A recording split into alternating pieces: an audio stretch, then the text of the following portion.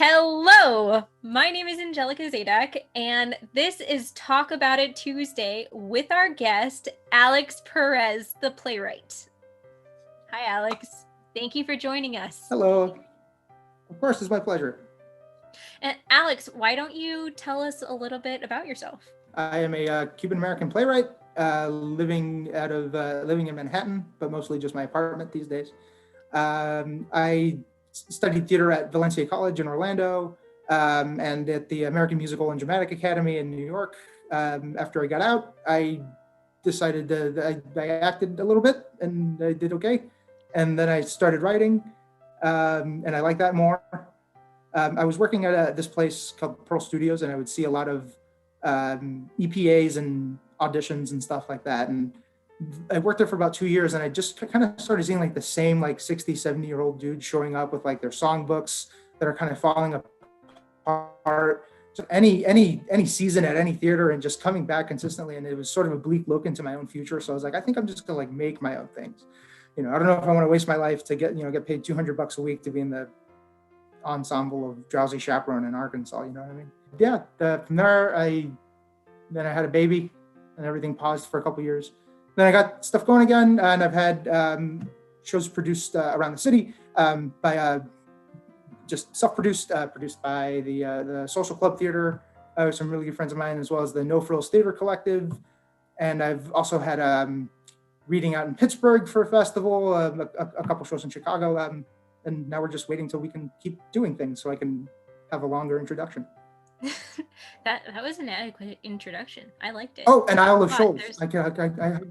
How could I forget the lovely people at Isle of Shoals Productions here in New York? They're So tell us more about that. So we're Florida based. We're all Florida. So tell us about your world in New York. Sure. A lot of it is people roughly around my age or older who are just better organized and better with money than I am. So I send them, they often post advertisements looking for plays, and I send them my plays, and I've tricked enough of them into thinking that mine were good. So they've seen production, and unfortunately we only got one. That was back in this March, and we got one performance out, and then the city shut down. So that one was unfortunately short-lived. But Social Club ran for a couple weeks back in February 2019. There's a lot of smaller companies, getting to some of the bigger houses, you need like agents and things like that. And I'm not there yet, but for the most part, there's definitely it's an uphill climb, but there's definitely an indie theater scene here that's thriving, and there's lots of great people and lots of great places. Like there's a place called The Tank that really champions a lot of new work and allows young theater companies to perform in their spaces for free. Just for a cut of the box office. They're really good people. There's also places like the Pit, which are improv houses and stuff like that. The Pit, especially the Pit, UCB. I don't think UCB is around anymore. Not anymore.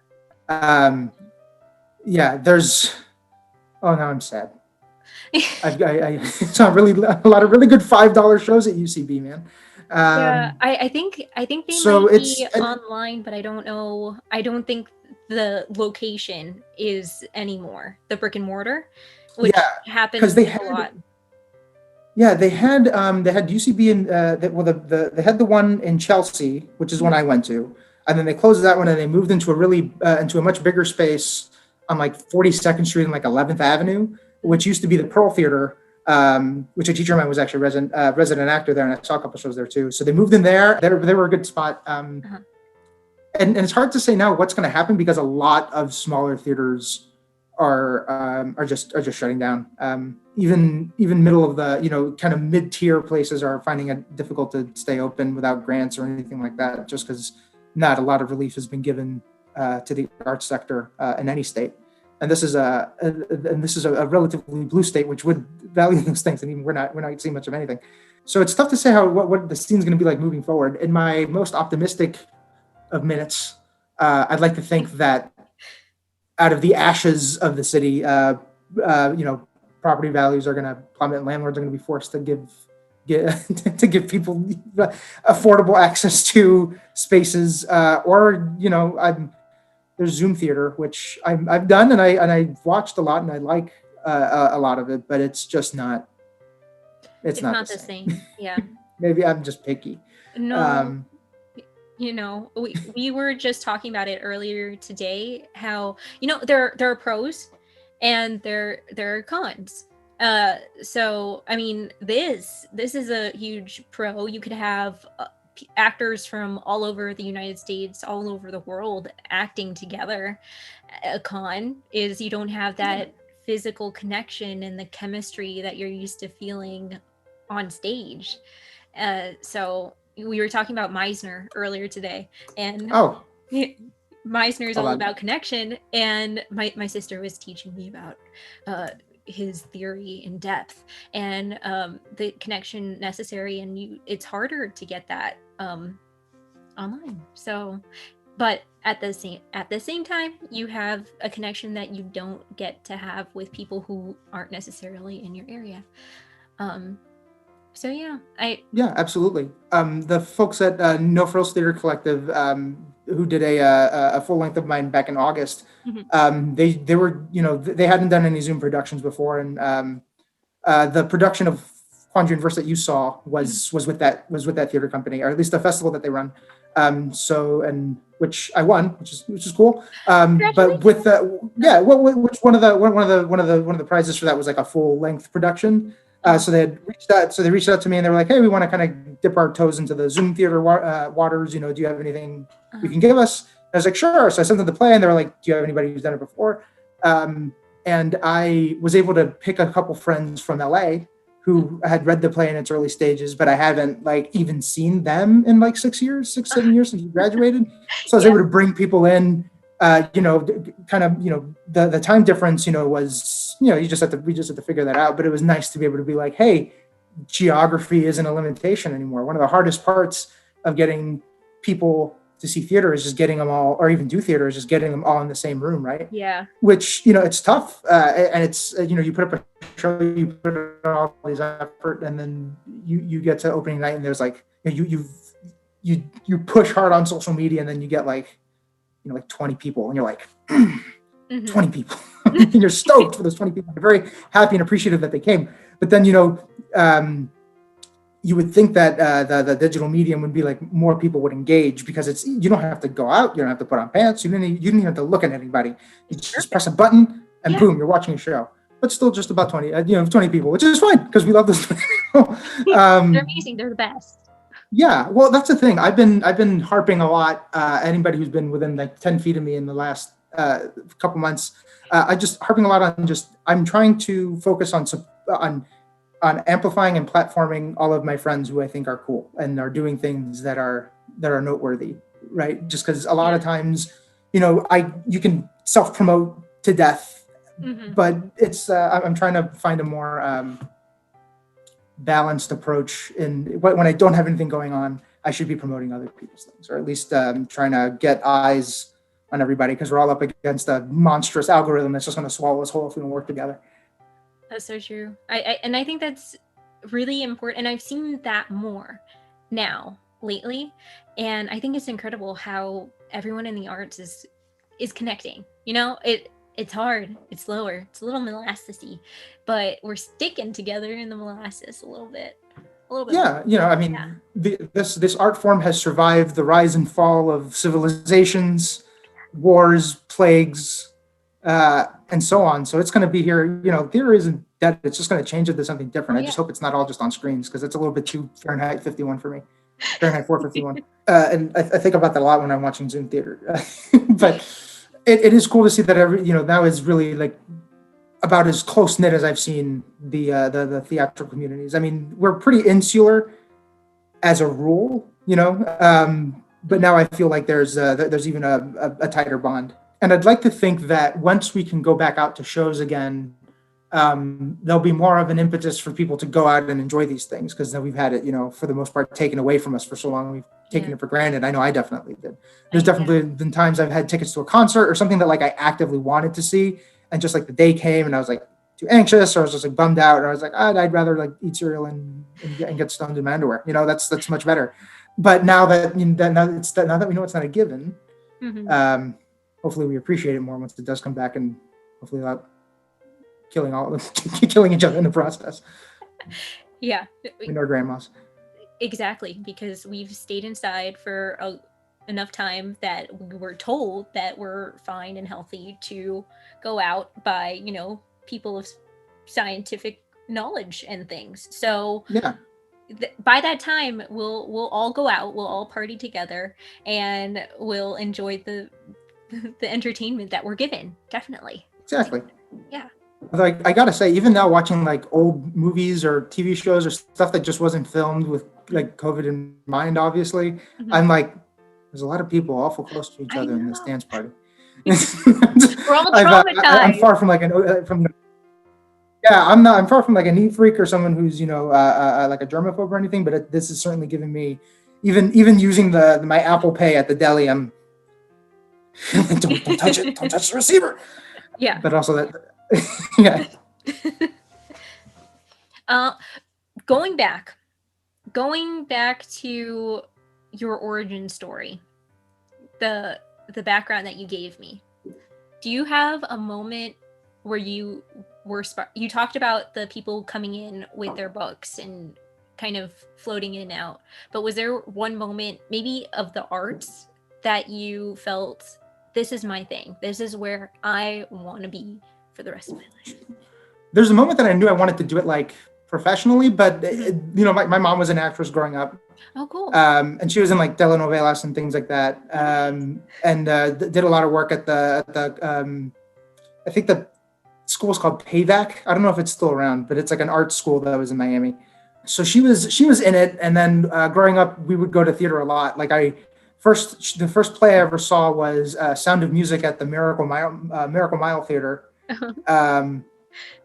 And I was just, you know, I wasn't, you know, I wish I could say like the curtain rose and then I'm like, there was my calling. It was like, oh, people sang and it was good songs, and I was 8, you know, I didn't know what was happening. But I was always, you know, in little school plays and things like that. And I have always been a nefarious attention whore. So it all kind of lined up. But really when I got into high school and actually got into like drama club, it was just from a sociological standpoint, I noticed that the men who had value in that world were the more sensitive ones, as opposed to ones that were more traditionally masculine. So it's like, oh, and I grew up with, you know, emotional Cuban men. My grandfather, every meal, not my grandfather, the one me and my cousin share. That's a different. My mom's dad.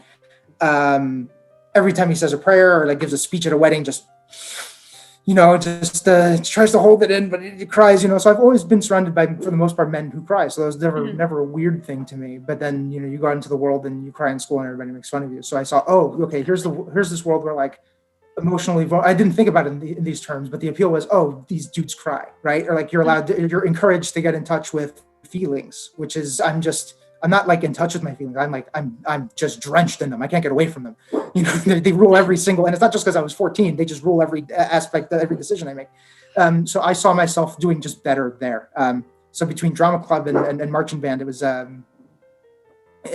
just a lot of you know, just feeling just that kind of sense of like this sort of feels right. And then I had the good fortune of getting into a professional equity production of You Can't Take It With You when I was 18. And I had like one line. It was just like a local rep.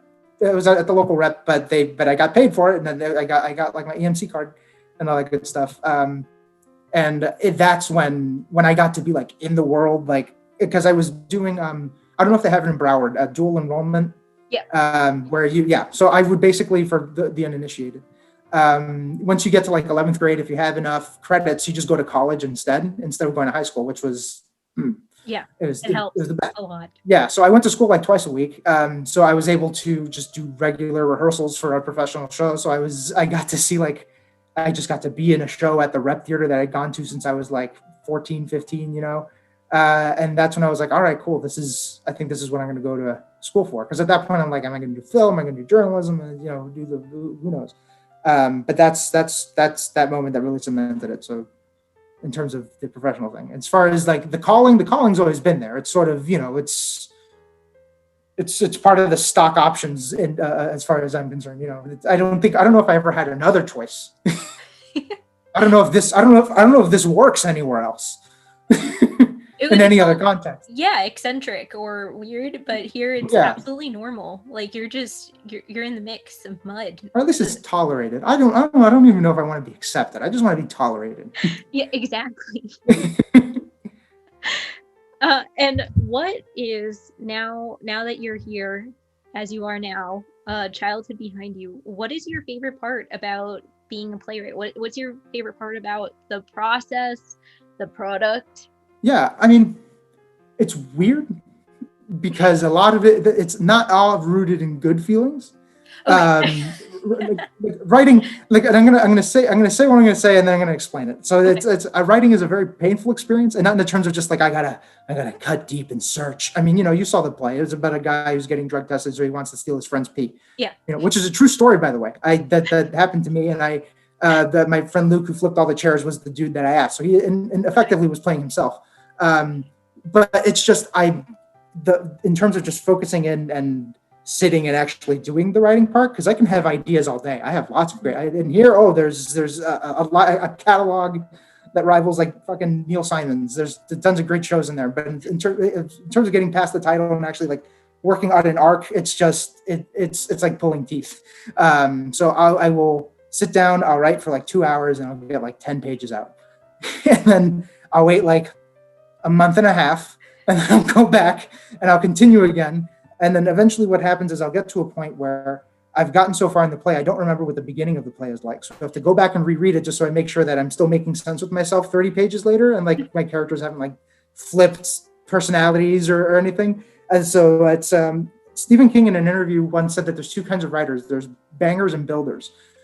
He decided himself as a banger. So somebody, he sits down in front of a typewriter or laptop or whatever, to boom, he's got 700 pages. And now it's time to go through those 700 pages, call out what's bad, see what works, see what doesn't. And other people are builders, where you write a few pages and you go back and you meticulously edit those pages. So it's more like bricklaying. So I've got to make sure that as I'm building the play, it's a solid foundation as I go up, which, you're still going to have to go back and blow stuff up. So that makes it a little more difficult when you do have to go back and you're like, oh, I worked these 2 lines for so long, and I'm just going to have to boom, Yeah. delete. So that's the painful part, just because I have just so many good ideas and I have to kill them. So that part's kind of tricky. Though that being said, I wrote a lot less before I had the baby. I still had the same ambition. I just had a lot more free time, so I was worse at managing it. Yeah. It's sort of like my hair. I had a big poofy Jufro when I was a teenager, and then I turned 17 and it turned into this. But then I grew this great beard, right? So I'm much better with my beard than I ever treated my hair. So the time that I do have now, I have less of it, but I'm better at managing it, so I can get more done with the less time that I have. I'm kind of like a hybrid car of time management. But instead of brilliant engineering, it's just being strong-armed by circumstance into like, well, if you're going to get this shit done, this is not how you have to do it. Now do it quick before we give you even less. I get that. I understand that completely. So it's complicated. And it sounds like I don't know if it sounds like I don't like it, but I do. It's exhilarating, especially I have a good circle of friends that are always ready to read my work and give me good notes on it, and it helps that my day job is theatrically oriented, so I can be in that mind. Particularly working for a publisher and license house, I can see what that other side is. Because you could write a brilliant play, but then like somebody will pick up that play and be like, this is a great play. I have no idea how to sell it. So it's, or like, who's going to produce this show? Where is this going to play? What kind of theaters? What kind of, I've many writers will write like, since you've been gone by Kelly Clarkson plays in the background. You can write that all you want. Yeah. But if you perform it, you've got to, that's a whole other license. Is a theater going to want to pay another $500 to ASCAP for the rights for since you've been gone? Then it's a whole thing. So I've learned. This whole thing is a learning process. I feel like it's about being a sort of cut all those ums out. A perpetual student. Yeah. Yeah. Just a perpetual student until the day I die, right? So I'm trying, like I mentioned before, but before we started recording, I'm almost exclusively friends with people who I admire, I think are good. And just because I'm always very much striving to be the dumbest guy in the room, which is not always a challenge, but I'm trying to make it one. So the smarter I get, the harder it gets. You know what I mean? So that's the discovery. I feel like I'm still discovering. So I'm still pretty early on. So I think that tracks. It's cool because yeah, now I'm umming. It's cool because it's you as a writer, you do constantly get to discover, I feel like, and you're working with the piece of writing, and you're trying to figure out all the pieces and components that go together, and what content you're actually putting in it. And then not only are you doing that, you don't stop with that product. It's going on into everything else to make it happen and make it a reality, and dealing with all the people and understanding who they are and having to empathize with what they're doing and how they relate to your script. And then exactly what you said, like the business side of it is too, the production side of it. So that's really cool. I find that amazing. Yeah, I mean, it's a lot of stuff to take into account. Like when I first started writing, I knew like, okay, I'm not going to get a theater to write my play or to produce my play. I'm going to have to produce my play. I don't have any money. So I'm going to write a play where there's like a box for the guy to sit on. And then in the second scene, there's nothing. They're all just standing around the void because it's cheap, it's cost effective, and it's very attractive for me to do. So then I did that. And eventually, especially once the kiddo came along, I was like, well, I kind of went from being very budget conscious of making everything, feasible. And then I sort of looked at that and was just like, nope, I'm just going to write with my imagination. Awesome. I'm not going to write with that. Cause I read a wonderful play by a guy who used to work at the company I work for now, Andrew Rincon, called "I Want to Fuck Like Romeo and Juliet," and it's an incredible play. It's an incredible play, and there's angels and a shotgun, and people disappear and appear in other places. And I read this, and I was like, this guy doesn't give a shit about what's like physically possible. That's the theater's problem. That's not his problem, And I'm like, yeah, man. I got really inspired by that. So I haven't gotten to that level of I haven't to quite that level yet, but I've certainly tried, in learning, like, okay, I'm going to be a little more daring. I'm going to try to, stop thinking so much with an Excel spreadsheet in the negatives. I'm just going to write the play because that's my job. Yeah. So, I saw your reading for, the title keeps eluding me. The carnival. That's Randy's Dandy Coaster Castle. Yeah, and to think about where it's set, to have all the mechanics having a carnival essentially in a theater, and all these components that could go into it, even the games and everything that's included in there as well, and the offices and the apartment, everything. It's like, that's gonna need. You're going to need all this stuff. You're going to need, and you have to think about that, but you can tell, like, you had fun with that. And it was fun to see. And even that's not that. Yeah. Well, no, yeah, like, and even that's, that's what sprung after, that's what sprung out after I read, Andrew's play. So it was, it's not a huge imagination jump to be like a broken down carnival in the Florida Panhandle.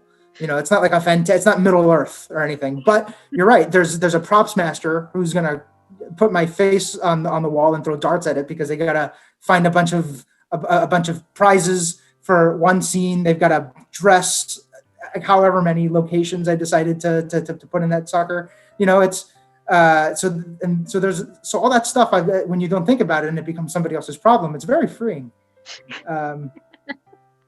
Yeah. All the pressure. Yeah, just melts off. I just focus on telling a good story, and then the rest will come later. And is there anything that you're working on? So you're working on that. That's still in production. You're doing readings for that. I'm just doing like little private readings with friends and people whose opinion I trust, and I know that they won't lie to me. People who have no problem telling me I suck, and that's the best thing ever, because the feedback is good. But other than that, not really. Yeah,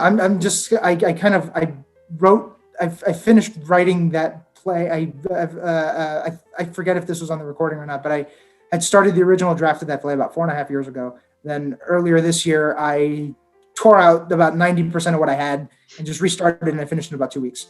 So that's, and I really like it. I still really like it. I haven't started to hate it yet. So I'm just trying to tinker with it and work on other things. I'm a part of a couple of writers groups. Right now, I'm sort of in a mood more where I'm more interested in giving feedback about other people's stuff since I've been asking for so much for my things. I'm trying to, I'm trying to give back. I don't know how much I can give back. I don't know how valuable my insight is, but enough people that I've given notes to have not been upset with me over giving them said notes. So I'm just trying to give back right now, and hopefully an idea will come soon, and I can fall in love with that idea. But for now, it's just Randy's and enjoying being at home with the kid, and there's a new season of The Mandalorian. That's pretty cool. I haven't even started yet. I need to get on that.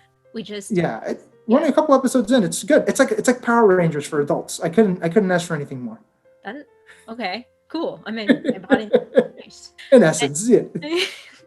That's good. People in costumes blowing up monsters in space. Yeah, I love it. Power Rangers. Okay, those are all the questions I have for you. But there's a catch to the end of this interview. Okay. We require you tell us something about you that we couldn't tell about you just by looking at you. And you've already given us a lot of information about your life, so you might have to dig deep. Yeah, no, it just doesn't shut off. I'm sorry. It's good. I draw too, kind of, sort of. I started I guess that is something I guess I am technically working on, although I am behind. I started a comic strip on a friend's website.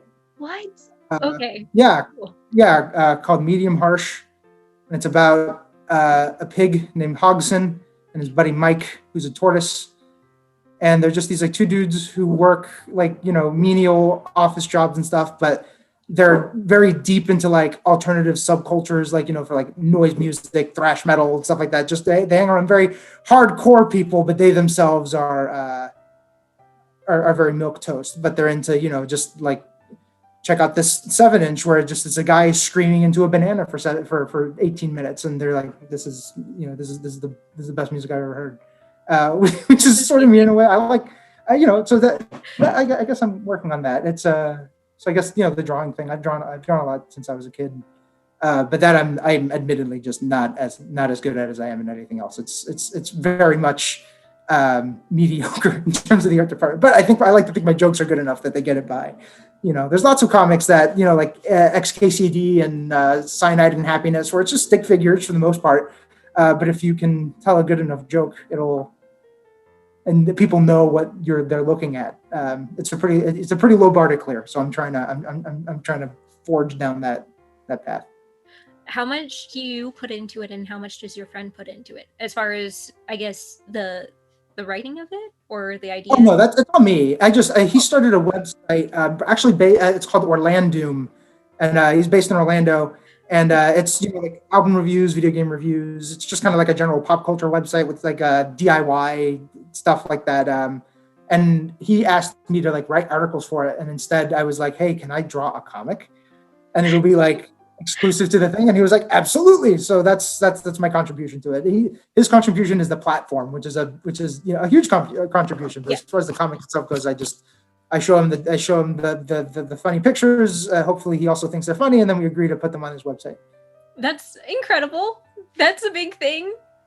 But I just like having that. I've always wanted to do a comic strip. I love comic strips and cartoons and stuff like that. So it's nice to be able to join that world, even as a humble amateur. And that's why we have this question, because we learn things like this. That's big. That's cool. Comics are cool. Yeah, I like them. Yeah, and I'm excited to read, watch, look. There's only two. There's only two of them right now. I said I'd do it every other week, but I don't have like the happy juice in my brain. So I need to take a few weeks to let everything kind of come back down to even, and then I can work again. To settle. Yeah. Yeah. I'm excited to super conducive to like regular content production, which is like why I'm super impressed by like what you guys do, because you're every week because I subscribed, I see bam, new video, new sketch, new thing, we're talking about this, we're talking about that, and I just that just seems exhausting. Like even though there's two of you, there's so I get my hats off to you. That's you guys have built something really great with this channel, so you should be very proud of it. Thank you so much. You create content that is quality and is a brick mason would be jealous of, because you structure it so everything. What I've seen, I was in awe at the characters and how you constructed these plots so that everything does flow into each other. So we do a lot of, it's a lot of short stuff. It's a lot of quick things. And it's exactly what you talked about. You have to work at creating the content, and you have to work at creating a story that makes sense and goes into each other. And, you can tell because it's masterfully done. I can say words. But it's really good.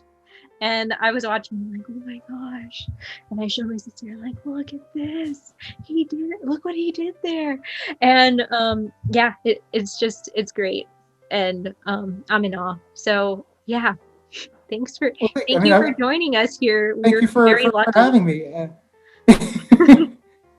Yeah, I super appreciate it. Thank you for joining us here today, Alex. It has been an absolute pleasure, and I'm glad we learned a lot about you, a lot of hidden talents as well, drawing as well as being a playwright. I mean, I think that talent might be an over. I'm gonna check this out and see. You get, like you look at it and you be like, that is a pig. It's a relatively competently drawn pig man. Like nothing worse than like nobody's gonna look at like South Park as like fine art. Thank you for joining us. Thank you for all the information. Thank you for the laughs. Thank you for things that I definitely understand and relate to. And it was a pleasure listening to you talk about it. And thank you for joining us on Talk About It Tuesday. My name is Angelica, and this is Alex Perez. And thank you for joining us and staying till the end of this Talk About It Tuesday. You can see an interview every Tuesday with This is Improv. And while you're here, please take some time to look below. We have some links of things that are going on in our area and ways that you can help out with those things. If you have anything to contribute, anything that you would like us to put in the description below, anything that you want us to pay attention to, please message us at info@thisisimprov.com. And we also have things, this is new, we have a new schedule out for content, so please take some time to look at that schedule and see when you can pop in and look at what we have to show.